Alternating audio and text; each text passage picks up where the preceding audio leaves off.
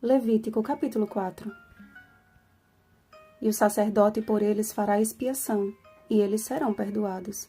Versículo 20. Sabemos que o pecado surgiu da rebelião de um anjo de luz, que ambicionou ser semelhante ao Altíssimo. Isaías capítulo 14, versículo 14. E por sua maldade, semeou a discórdia no coração de terça parte dos anjos, Apocalipse capítulo 12, versículo 7, e fez cair os nossos primeiros pais, Gênesis capítulo 3, versículo 6. A essência do pecado sempre será a maldade, a corrupção, mas nem sempre o pecado é gerado pela vontade de cometê-lo. Muitos, e até líderes religiosos, como no caso dos sacerdotes no capítulo de hoje, cometem pecados por ignorância, ou seja, pecados não intencionais. O termo usado para pecado neste caso é uma palavra hebraica que significa errar o alvo.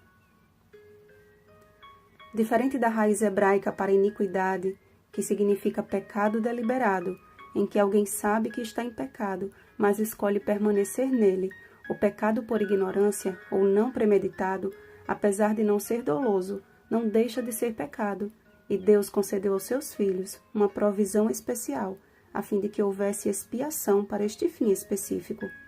Os sacerdotes, a nação, seus príncipes e cada indivíduo eram chamados a oferecer aqueles sacrifícios, quer seus pecados fossem ocultos ou notórios à coletividade.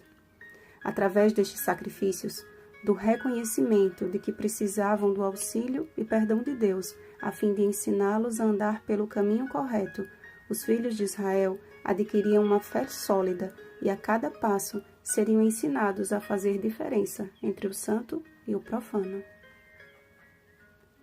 Os sacrifícios pelos pecados por ignorância nos ensinam duas lições de cunho espiritual extremamente relevantes. Primeiro, que não há desculpas para o pecado, pois o salário do pecado é a morte. Romanos capítulo 6, versículo 23. Pecado é pecado, não importa se culposo ou doloso. E segundo, que Deus deseja nos estender o seu perdão, mesmo por pecados que cometemos sem saber. Creio que o texto a seguir resume bem o desejo do Senhor em nos reconduzir ao alvo. Quando te desviares para a direita e quando te desviares para a esquerda, os teus ouvidos ouvirão atrás de ti uma palavra dizendo: Este é o caminho, andai por ele. Isaías capítulo 30, versículo 21. Precisamos do Espírito Santo a nos guiar pelo caminho, a fim de que nossos tropeços e quedas não sejam fatais. O objetivo final destes sacrifícios era o perdão, como percebemos nas expressões dos versículos 20, 26 e 35. E eles serão perdoados, e este lhe será perdoado, e lhe será perdoado. Amados, cada dia o Senhor nos convida a irmos ao pé da cruz e ali oferecermos o sacrifício de um coração contrito e desejoso em fazer a sua vontade. Através das Escrituras, o Espírito Santo tem nos ensinado, nos repreendido, nos corrigido e nos educado na justiça. 2 Timóteo capítulo 3, versículo 16. Temos nós aceitado ouvir a sua voz a nos conduzir pelo caminho? Infelizmente, enquanto estivermos na condição vulnerável de pecadores, corremos o risco constante de errarmos o alvo. Mas para todo filho e toda filha de Deus, que diariamente dedica a vida no altar do Senhor, há uma maravilhosa notícia. Ora, não levou Deus em conta os tempos da ignorância. Agora, porém, notifica aos homens que todos, em toda parte, se arrependam. Atos capítulo 17, versículo 30.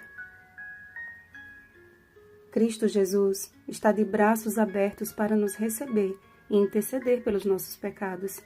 Enquanto a graça ainda nos está disponível, corramos ao encontro daquele que já realizou por nós o perfeito sacrifício.